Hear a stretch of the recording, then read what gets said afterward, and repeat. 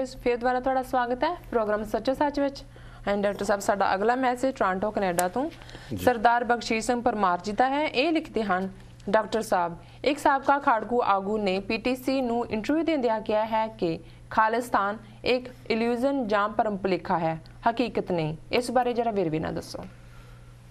सब तो पहला तो वीर बख्शीश सिंह परमार जी का बहुत बहुत धन्यवाद। उन्होंने ये सवाल सानू पूछे जी, लिखे और सवाल पूछे जी जी। उस तो पहला भी जिहड़ा प्रोग्राम हर फ्राइडे उतों के रेडियो स्टेशन ते साडा हुंदा है मंजिल जी, जिहदे होस्ट हरप्रीत सिंह ने, उस दे विच भी ये सवाल पूछा गया सी जी, क्योंकि जिस इंटरव्यू का उन्होंने जिक्र किया है वीर बख्शीश सिंह ने कुछ समय पहला ये पीटीसी के उत्ते नशर होया जी, यूट्यूब के उत्ते भी इसनूं देखा जा सकता है।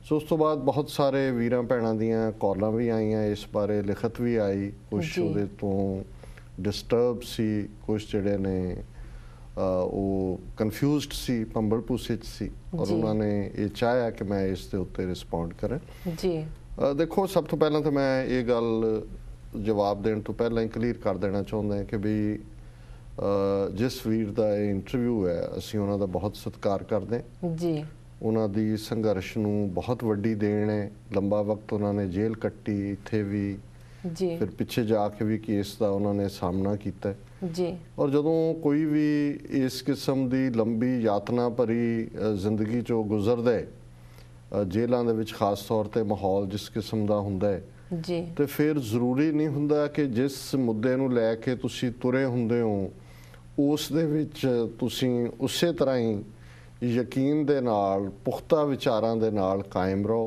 कई बारी तुसी अनुभव तो भी सीखते हो, ये भी नहीं है कि भी जिथों बंदा शुरू करता है उन्हें उत्थे क्यों होना हुंदा है। जी, पर बहुत वार जिहड़ी सॉलिटरी कन्फाइनमेंट, जेलों च कल्ले रहना जां दूसरे झगड़ालू कैदियों के नाल रहना, परिवार तो दूर, और इस किस्म की हर किस्म का जेल जेल ही है, जिवें हस्पताल हस्पताल ही हुंदा है। नो मैटर किन्ना बेस्ट डेकोरेटेड रूम तुहानूं दिता होए जां बेस्ट फैसिलिटीज़ प्रोवाइड कीतियां होण। जी, सो असीं समझदे हां भी नैल्सन मंडेला वर्गे बहुत घੱਟ हुंदे ने कि जिहड़े जेल जाण तो बाद भी जिस गल लई तुरे होण उवें ही या उस तो भी वध विश्वास के नाल वापस आके अपने लोगों को लीड करते हैं। जी, सो लेकिन साडा जिहड़ा फोकस है उन्होंने इस कामेंट के उत्ते है जदों कि उन्होंने पूछा गया कि उन्होंने ज्यादतियां की गल की कि देश के विच सिखां नाल धक्का हो रहा है। नवंबर 84 दूसरा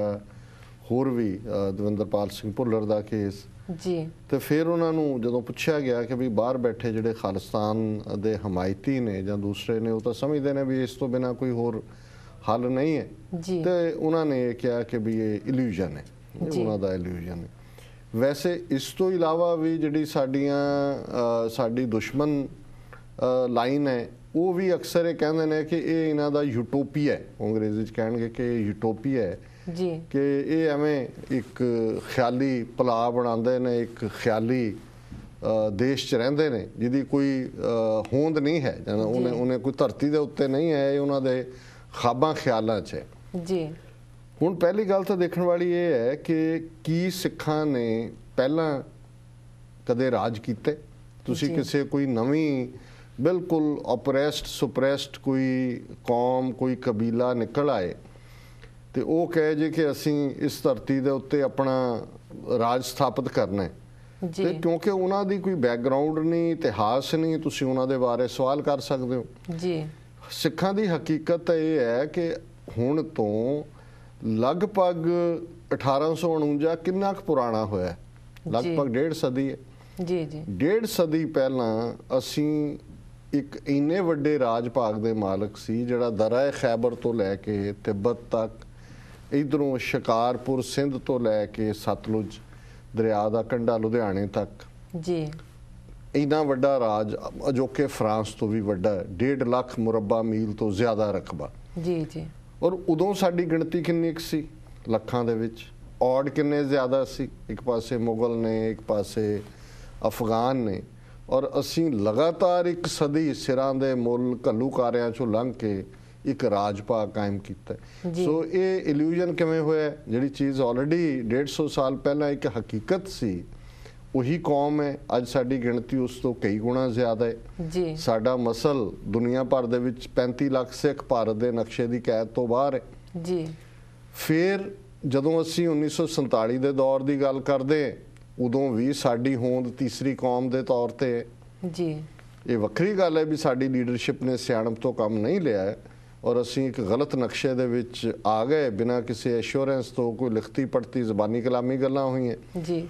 ਹੁਣ ਇਸ ਦੇ ਨਾਲ ਅਸੀਂ ਖਾਲਿਸਤਾਨ ਦੀ ਵਾਇਬਿਲਿਟੀ ਦੀ ਗੱਲ ਕਰਦੇ ਹਾਂ ਕਿ ਇਹਨਾਂ 20 25 30 ਸਾਲਾਂ 'ਚ ਜਿਹਦੇ ਸਾਡੇ ਬਹੁਤ ਸਾਰੇ ਵੀਰਾਂ ਭੈਣਾਂ ਨੇ ਇੰਨੀਆਂ ਕੁਰਬਾਨੀਆਂ ਕੀਤੀਆਂ। ਹੁਣ ਇੱਕ ਪਾਸੇ ਅਸੀਂ ਕਹਿੰਦੇ ਹਾਂ ਕਿ ਜੀ ਅਸੀਂ ਸੰਤ ਭਿੰਡਰਾਂ ਵਾਲਿਆਂ ਦੀ ਵਿਚਾਰਧਾਰਾ ਤੋਂ ਪ੍ਰੇਰਿਤ ਹੈ, ਉਹਨਾਂ ਨੂੰ ਅਸੀਂ ਸੱਚਾ ਸੁੱਚਾ ਸਿੱਖ 20ਵੀਂ ਸਦੀ ਦਾ ਮਹਾਨ ਸਿੱਖ ਐਲਾਨਦੇ ਜੀ। ਸੋ ਜਿਨ੍ਹਾਂ ਭਿੰਡਰਾਂ ਵਾਲਿਆਂ ਦੀ ਅਸੀਂ ਗੱਲ ਕਰਦੇ ਹਾਂ ਜਾਂ ਜਿਨ੍ਹਾਂ ਦੀ ਅਸੀਂ ਤਾਰੀਫ ਕਰਦੇ ਹਾਂ, ਉਹਨਾਂ ਦੇ ਤਾਂ ਇਹ ਸ਼ਬਦ ਨੇ ਕਿ ਭਾਈ ਅਸੀਂ ਇਹਨਾਂ ਦੇ ਨਾਲ ਰਹਿਣਾ ਚਾਹੁੰਦੇ ਹਾਂ ਬਰਾਬਰ ਦੇ ਸ਼ਹਿਰੀ ਬਣ ਕੇ ਜੀ। ਇਹ ਇਹਨਾਂ ਨੇ ਦੇਖਣਾ ਹੈ ਕਿ ਸਾਨੂੰ ਨਾਲ ਰੱਖਣਾ ਹੈ ਕਿ ਨਹੀਂ ਰੱਖਣਾ। ਪਰ ਜਿਸ ਦਿਨ ਹਿੰਦੁਸਤਾਨ ਦੀ ਫੌਜ ਦੇ ਪੈਰ ਹਰਮੰਦਰ ਸਾਹਿਬ ਦੀ ਹਦੂਦ 'ਚ ਪਏ, ਖਾਲਿਸਤਾਨ ਦੀ ਨੀਂਹ ਰੱਖੀ ਜਾਵੇਗੀ। ਤੇ ਜਿਹਦੀ ਨੀਂਹ ਰੱਖੀ ਜਾਏਗੀ, ਸੋ ਜਾਂ ਤਾਂ ਇਹ ਵੀ ਕਹੋ ਕਿ ਭਿੰਡਰਾਂ ਵਾਲੇ ਵੀ ਇਲੂਜਨ 'ਚ ਸੀ, ਨੀਂਹ ਤਾਂ ਉਸੇ ਦੀ ਰੱਖੀ ਜਾਂਦੀ ਹੈ ਜਿਹਦੇ ਤੋਂ ਤੁਸੀਂ ਇਮਾਰਤ ਬਣਾਉਣੀ ਹੁੰਦੀ ਹੈ। ਜੀ ਜੀ। ਸੋ ਜੇ ਨੀਂਹ ਰੱਖੀ ਗਈ ਤਾਂ ਫਿਰ ਇੰਨੀ ਵੱਡੀ ਗਿਣਤੀ ਦੇ ਵਿੱਚ ਸ਼ਹੀਦੀਆਂ ਦੇਣ ਦੇ ਲਈ ਪੜ੍ਹੇ ਲਿਖੇ ਡਾਕਟਰ, ਇੰਜੀਨੀਅਰ ਸਾਰੇ ਲੋਕ ਅੱਗੇ ਆਏ, ਸਾਇੰਟਿਸਟ। ਸੋ ਕੀ ਉਹ ਇਲੂਜਨ ਦਾ ਸ਼ਿਕਾਰ ਸੀ? ਉਹਨਾਂ ਦਾ ਭੁਲੇਖਾ ਸੀ ਜੀ। ਸੋ ਨਾ ਇਹ ਪਹਿਲਾਂ ਭੁਲੇਖਾ ਸੀ। ਇਹ ਠੀਕ ਹੈ ਕਿ ਬਹੁਤ ਵਾਰ ਸੰਘਰਸ਼ ਉਸ ਤਰਤੀਬ ਨਾਲ ਨਹੀਂ ਚੱਲਦੇ ਜਿਵੇਂ ਕਿ ਅਸੀਂ ਵਿਜ਼ੂਅਲਾਈਜ਼ ਕੀਤਾ ਹੁੰਦਾ ਹੈ। ਕਈ ਵਾਰੀ ਔਡ ਜ਼ਿਆਦਾ ਹੋ ਜਾਂਦੇ ਨੇ, ਕਈ ਹਾਲਤਾਂ ਦੇ ਵਿੱਚ ਸਰਕਾਰਾਂ ਇਸ ਤਰੀਕੇ ਦੇ ਨਾਲ ਉਹ ਸਾਰੇ ਨੂੰ ਬਦਨਾਮ ਕਰ ਦਿੰਦੀਆਂ ਜਾਂ ਤੁਹਾਨੂੰ ਇਸ ਕਿਸਮ ਦੀ ਕਿਸੇ ਥਾਂ ਤੇ ਖਿੱਚ ਕੇ ਲੈ ਜਾਂਦੀਆਂ ਜਿਹੜਾ ਤੁਹਾਡਾ ਮੂਲ ਪਲੈਨਿੰਗ ਦਾ ਹਿੱਸਾ ਨਹੀਂ ਹੁੰਦਾ। ਸੋ ਇਸ ਦੌਰ ਦੇ ਵਿੱਚ ਅਸੀਂ ਸ਼ਹੀਦ ਦਿੱਤੇ ਜਿਹੜੇ ਖਾਲਿਸਤਾਨ ਦੇ ਸ਼ਹੀਦ ਨੇ ਜੀ। ਅਸੀਂ ਉਹਨਾਂ ਬਹਾਦਰੀਆਂ ਦੇ ਕਾਰਨਾਮੇ ਜਿਨ੍ਹਾਂ ਦੇ ਵਿੱਚ ਭਵਿੱਖ ਦੀਆਂ ਜਨਰੇਸ਼ਨਸ ਦੇ ਲਈ ਵੀ ਉਹ ਰੋਲ ਮਾਡਲ ਨੇ ਕਿ ਕਿਵੇਂ ਸਰਕਾਰੀ ਜ਼ੁਲਮ ਨੂੰ ਚੈਲੰਜ ਕੀਤਾ। ਸੋ ਜਦੋਂ ਅਸੀਂ ਜ਼ੁਲਮ ਨੂੰ ਚੈਲੰਜ ਕੀਤਾ, ਉਹਨਾਂ ਦੇ ਖਿਲਾਫ ਲੜੇ, ਉਦੋਂ ਅਸੀਂ ਕੀ ਸਮਝਦੇ ਸੀ ਕਿ ਹਿੰਦੁਸਤਾਨ ਦੇ ਨਕਸ਼ੇ ਸਾਨੂੰ ਇਨਸਾਫ ਮਿਲ ਜਾਏਗਾ ਜੀ। ਚਲੋ ਜੇ ਮੰਨ ਲਓ ਕਿ ਸਾਡੀ ਲੜਾਈ ਸਿਰਫ ਦੋਸ਼ੀਆਂ ਨੂੰ ਸਜ਼ਾ ਦੇਣ ਲਈ ਸੀ ਤੇ ਫਿਰ ਅਸੀਂ ਸਮਝਦੇ ਸੀ ਕਿ ਕੀ ਸਜ਼ਾ ਦੇਣ ਤੋਂ ਬਾਅਦ ਸਾਡੀ ਗੱਲ ਮੁੱਕ ਗਈ ਹੈ ਕਿ ਸਾਨੂੰ ਇਨਸਾਫ ਮਿਲ ਗਿਆ ਜੀ। ਕਿ ਹਿੰਦੁਸਤਾਨ ਦੀ ਸਟੇਟ ਜਿਹੜੀ ਹੈ ਉਹ ਪਿਛਲੇ 29 ਸਾਲ ਦੇ ਵਿੱਚ ਕੋਈ ਜਸਟ ਸਟੇਟ ਬਣ ਗਈ ਹੈ ਜੀ। ਕਿ ਹੁਣ ਸਾਨੂੰ ਲੱਗੇ ਕਿ ਜੀ ਹੁਣ ਸਾਨੂੰ ਲੜਨ ਦੀ ਲੋੜ ਨਹੀਂ ਹੈ, ਹੁਣ ਸਾਨੂੰ ਅਲੱਗ ਦੇਸ਼ ਦੀ ਲੋੜ ਨਹੀਂ ਹੈ ਕਿਉਂਕਿ ਦੋਸ਼ੀਆਂ ਨੂੰ ਸਜ਼ਾ ਮਿਲ ਗਈ, ਸਾਨੂੰ ਸਾਡਾ ਪਾਣੀ ਮਿਲ ਗਿਆ, ਸਾਡਾ ਆਨੰਦਪੁਰ ਦਾ ਮਤਾ ਮਿਲ ਗਿਆ, ਸਿੱਖ ਕਲਚਰ ਬੜਾ ਸੇਫ ਹੈ, ਸਿੱਖਾਂ ਦੀ ਵੱਖਰੀ ਹੋਂਦ ਸਥਾਪਿਤ ਹੋ ਗਈ। ਰਾਦਰ ਹੁਣ ਜਦੋਂ ਅਸੀਂ ਪੰਜਾਬ ਵੱਲ ਦੇਖਦੇ ਹਾਂ, ਡਰੱਗਸ ਦੇ ਵਿੱਚ ਕਿਵੇਂ ਸੁੱਟਿਆ ਗਿਆ ਹੈ ਔਰ ਪੰਜਾਬ ਦਾ ਇੱਕ ਸਾਬਕਾ ਜਿਹੜਾ ਹੈ ਜੇਲ੍ਹ ਅਧਿਕਾਰੀ DGP ਲੈਵਲ ਦਾ ਉਹ ਕਹਿ ਰਿਹਾ ਕਿ ਭਾਈ ਇਸ ਦੇ ਵਿੱਚ ਪੋਲੀਟੀਸ਼ੀਅਨ, ਪੁਲਿਸ, ਕ੍ਰਿਮੀਨਲ, ਸਮਗਲਰਸ ਇੱਕ ਨੈਕਸਸ ਹੈ। ਫਿਰ ਪੁਲਿਸ, ਸਮਗਲਰ, ਸਿਆਸਤਦਾਨ ਕਿਹਨਾਂ ਦੇ ਨੇ? ਕੌਣ ਡਰੱਗੀ ਬਣਾ ਰਿਹਾ? ਜਾਂ ਇਹਨਾਂ 29-30 ਸਾਲਾਂ 'ਚ ਐਸਾ ਕਿਹੜਾ ਸੂਰਜ ਸਾਊਥ ਏਸ਼ੀਆ ਦੇ ਉੱਤੇ ਚੜ੍ਹਿਆ ਜਿਹਨੇ ਸਿੱਖਾਂ ਨੂੰ ਇਸ ਗੱਲ ਦਾ ਯਕੀਨ ਕਰਵਾਇਆ ਹੋਏ ਕਿ ਹੁਣ ਖਾਲਿਸਤਾਨ ਤੋਂ ਬਿਨਾਂ ਉਹਨਾਂ ਦਾ ਗੁਜ਼ਾਰਾ ਹੋ ਸਕਦਾ ਹੈ, ਕੋਈ ਉਹਨਾਂ ਨੂੰ ਹੱਲ ਮਿਲਾ ਹੈ। ਸੋ ਮੈਂ ਸਮਝਦਾ ਹਾਂ ਕਿ ਦੁਨੀਆ ਦੇ ਵਿੱਚ ਅੱਜ ਵੀ ਹੁਣ ਇਹ ਕਹੋ ਕਿ ਜੀ ਯੂਰਪੀਅਨ ਯੂਨੀਅਨ ਜਾਂ ਦੂਸਰੇ ਜਿਹੜੇ ਨੇ ਉਹ ਤਾਂ ਹੁਣ ਟੁੱਟ ਰਹੇ ਨੇ। ਯੂਰਪੀਅਨ ਯੂਨੀਅਨ ਨੇ ਕਿਹੜੀਆਂ ਬਾਉਂਡਰੀਜ਼ ਤੋੜੀਆਂ ਨੇ? ਜਾਂ ਅਸੀਂ ਕਦੋਂ ਕਿਹਾ ਕਿ ਵੀ ਸਾਊਥ ਏਸ਼ੀਆ ਦੇ ਵਿੱਚ ਅਸੀਂ ਯੂਰਪੀਅਨ ਯੂਨੀਅਨ ਦੇ ਮਾਡਲ ਤੇ ਫ੍ਰੀ ਵਪਾਰ, ਫ੍ਰੀ ਆਵਾਜਾਈ ਨਹੀਂ ਕਰਾਂਗੇ? ਰਾਦਰ ਇਹ ਸਾਡੇ ਕੇਸ ਨੂੰ ਸਟਰੋਂਗ ਕਰਦਾ ਹੈ ਕਿ ਇੰਡੀਆ ਇੱਕ ਹੈਜੇਮੋਨਿਕ ਸਟੇਟ ਹੈ, ਆਰਟੀਫੀਸ਼ੀਅਲ ਕੰਟਰੀ, ਪਾਵਰ ਦੇ ਨਾਲ ਇਕੱਠੀ ਹੋਈ ਜਿਵੇਂ ਸੋਵੀਅਤ ਯੂਨੀਅਨ ਸੀ, ਯੂਗੋਸਲਾਵੀਆ ਸੀ। ਜੀ ਜੀ। ਇਹ ਟੁੱਟਣਾ ਬੜਾ ਜ਼ਰੂਰੀ ਹੈ। ਇਹਦੇ ਚੋਂ 5 ਨੇਸ਼ਨ ਨਿਕਲਣ, 8 ਨਿਕਲਣ, 10 ਨਿਕਲਣ। ਸਾਊਥ ਏਸ਼ੀਆ 'ਚ ਦੁਨੀਆ ਦਾ ਲਗਭਗ 5ਵਾਂ ਹਿੱਸਾ ਰਹਿੰਦਾ ਹੈ ਆਬਾਦੀ ਦਾ। ਜਦੋਂ ਇਹ ਕੰਧਾਂ ਟੁੱਟਣਗੀਆਂ, ਜਿਹੜਾ ਇਹਨਾਂ ਦੀ ਹੈਜੇਮੋਨਿਕ ਰੂਲ ਟੁੱਟੇਗਾ, ਉਦੋਂ ਸਾਡੇ ਆਜ਼ਾਦ ਸੋਵਰਨ ਸੂਬੇ ਜਿਨ੍ਹਾਂ ਦੇ ਵਿੱਚ ਖਾਲਿਸਤਾਨ ਹੈ, ਕਸ਼ਮੀਰ ਹੈ, ਨਾਰਥ ਈਸਟ ਨਾਗਾਲੈਂਡ ਹੈ, ਆਸਾਮ ਹੈ, ਮਨੀਪੁਰ ਹੈ, ਗੰਗਾ ਜਮਨਾ ਦੇ ਵਿਚਕਾਰ ਵਾਲੇ ਵੀ ਕੋਈ ਬਣਾਉਣਾ ਚਾਹਣ ਤਾਂ ਜੀ ਸਦਕੇ ਬਣਾ ਲੈਣ। ਉਹ ਜਿਹੜੇ ਨੇ ਆਪਣੇ ਖਿੱਤੇ ਦੇ ਵਿੱਚ ਸੋਵਰਨ ਹੁੰਦੇ ਆ। ਫ੍ਰੀ ਟ੍ਰੇਡ ਦੀ ਗੱਲ, ਫ੍ਰੀ ਆਵਾਜਾਈ ਦੀ ਗੱਲ, ਔਰ ਸਾਡੇ ਲਈ ਖਾਲਿਸਤਾਨ ਦੇ ਲਈ ਇਧਰੋਂ ਕੇਰਲਾ ਤੱਕ, ਉਧਰੋਂ ਜਿੰਨੇ ਸਥਾਨ ਨੇ ਰਸਤੇ 'ਚ, Pakistan, Afghanistan, Kyrgyzstan, Uzbekistan, Turkmenistan, central Asia ਤੱਕ ਦੀ ਤੁਹਾਡੀ ਮਾਰਕੀਟ ਹੈ ਜੀ। ਸੋ ਅਸੀਂ ਇਹ ਮੈਂ ਇਕਨੋਮਿਕਲ ਵਾਇਬਿਲਿਟੀ ਦੀ ਗੱਲ ਕੀਤੀ ਹੈ। ਪਾਣੀ ਵਰਗੀ ਕੁਦਰਤੀ ਦੌਲਤ ਸਾਡੇ ਕੋਲ ਹੈ ਜੀ। 35 ਲੱਖ ਸਿੱਖ ਬਾਹਰ ਨੇ ਜਿਹੜੇ ਕਿ ਨਾ ਉਹ ਫੋਰਨ ਐਕਸਚੇਂਜ ਕਮੀ ਰਹਿਣ ਦੇਣਗੇ। ਜੇ ਇਜ਼ਰਾਈਲ ਵਰਗਾ ਮੁਲਕ ਲਗਭਗ 8000 ਸਕੁਅਰ ਮਾਈਲ ਦਾ ਉਹ ਬਿਲਕੁਲ ਹੌਸਟਾਈਲ ਐਨਵਾਇਰਨਮੈਂਟ 'ਚ ਬੈਠਾ ਹੈ, 60 ਸਾਲ ਦੇ ਵਿੱਚ ਦੁਨੀਆ ਦਾ ਫਸਟ ਵਰਲਡ ਕੰਟਰੀ ਬਣ ਜਾਂਦਾ ਹੈ, ਪਰ ਕੈਪੀਟਲ ਇਨਕਮ ਅਮਰੀਕਾ ਤੋਂ ਜ਼ਿਆਦਾ ਹੈ ਜੀ। ਸਿੱਖਾਂ ਦੇ ਵਿੱਚ 28-30 ਮਿਲੀਅਨ ਸਿੱਖ ਕੌਮ ਦੇ ਕੋਲ ਕਿਹੜਾ ਸਾਧਨ ਨਹੀਂ ਹੈ। ਸਾਡਾ ਹੋਮਲੈਂਡ ਹੈ, ਬਾਹਰ ਬੈਠਾ ਸਿੱਖ ਹੈ। ਸੋ ਮੈਂ ਸਮਝਦਾ ਕਿ ਇਹ ਇਲੂਜ਼ਨ ਹੈ ਇਹ ਮੰਨਣਾ ਕਿ ਸਿੱਖ ਜਿਹੜੇ ਨੇ ਉਹ ਖਾਲਿਸਤਾਨ ਲੈ ਨਹੀਂ ਸਕਦੇ। ਜੇ ਲੈ ਲੈਣ ਤੇ ਫਿਰ ਉਹਨੂੰ ਕਾਇਮ ਨਹੀਂ ਰੱਖ ਸਕਦੇ, ਉਹਦੀ ਇਕਨੋਮਿਕਲ ਵਾਇਬਿਲਿਟੀ ਨਹੀਂ ਹੋ ਸਕਦੀ।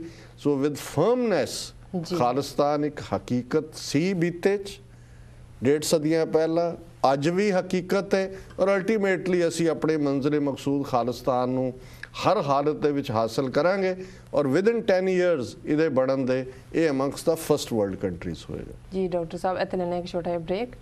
ਵੀਰ ਤੁਸੀਂ ਸਾਡੇ ਨਾਲ ਇਸ ਤਰ੍ਹਾਂ ਹੀ ਜੁੜੇ ਰਹੋ, ਮਿਲਦੇ ਹਾਂ ਆਫਟਰ ਦ ਸ਼ਾਰਟ ਬ੍ਰੇਕ।